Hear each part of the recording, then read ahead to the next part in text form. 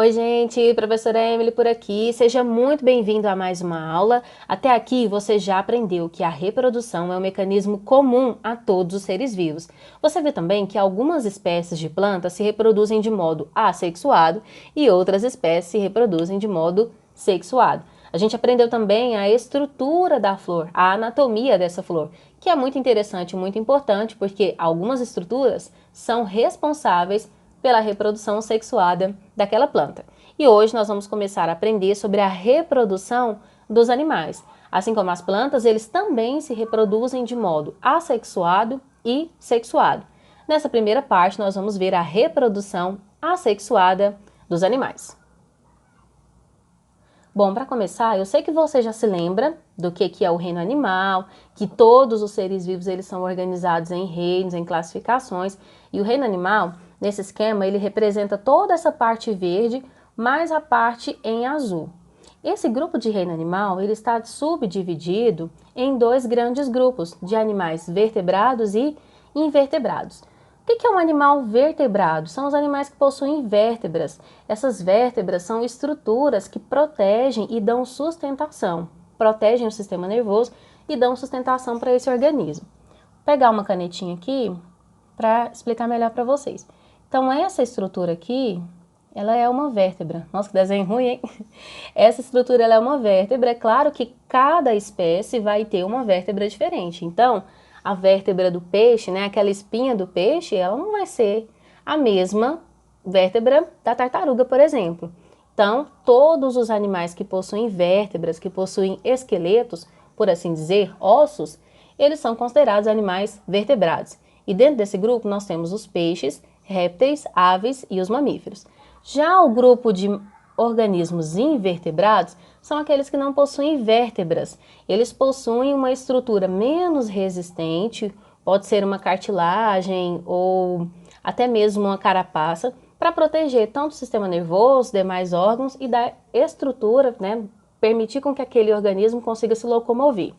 Os animais invertebrados, eles são representados pelos grupos de caracóis, minhocas, insetos, besouros, borboletas e etc. Então, os invertebrados, eles são organismos muito mais frágeis do que os organismos vertebrados, concordam? Passando essa parte de revisão, bora para a nossa aula de hoje. Reprodução assexuada dos animais. Eu separei esse conteúdo em 3 tipos de reprodução que são os mais famosos, mais conhecidos, e o primeiro tipo de reprodução assexuada dentro do reino animal é a reprodução por brotamento.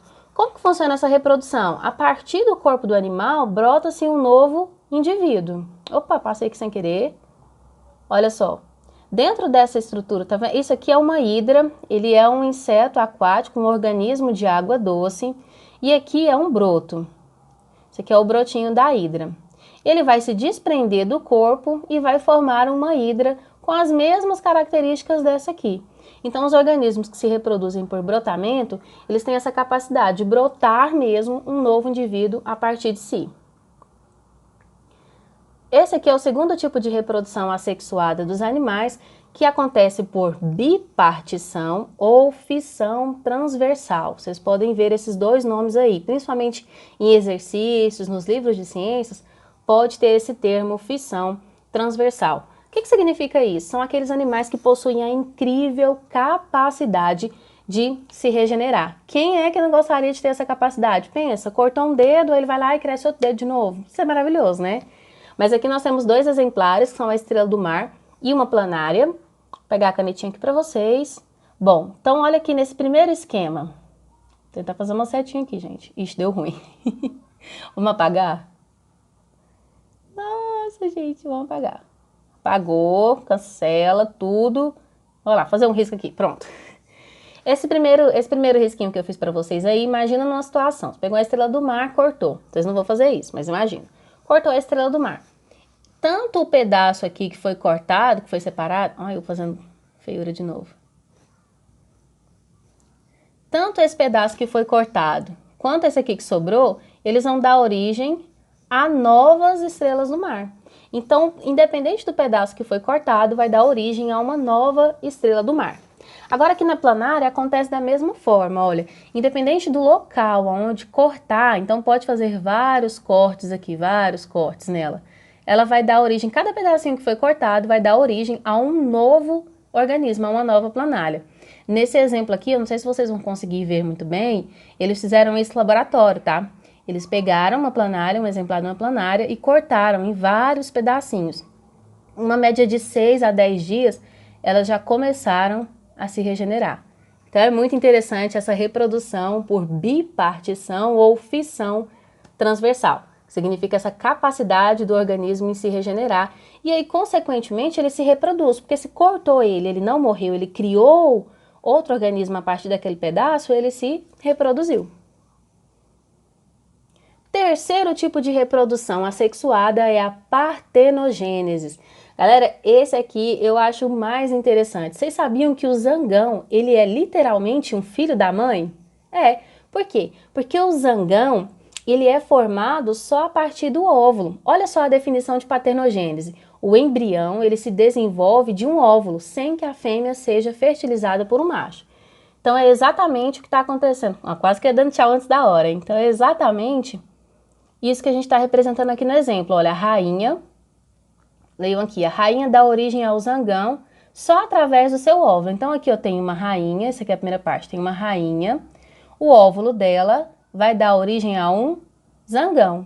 Significa que esse zangão, ele tem só as características genéticas da mãe, que é a rainha.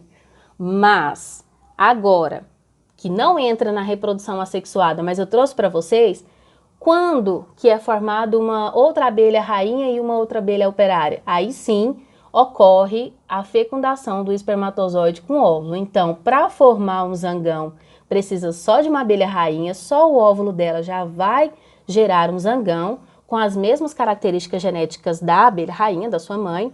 Já para formar outras abelhas operárias e abelhas rainhas, aí sim precisa do espermatozoide do zangão e o óvulo da rainha para dar origem a esses novos organismos. Legal, né? Bom, por hoje é só. Eu espero que vocês tenham gostado, espero que vocês tenham entendido também. Para quem não sabe, gente, o Patrick ele é uma estrela do mar, por isso que eu trouxe ele aqui no final da nossa aula. Pegue essa aula, que está em PDF, copie no seu caderno para você fixar bem o conteúdo e a gente se encontra na próxima. Valeu!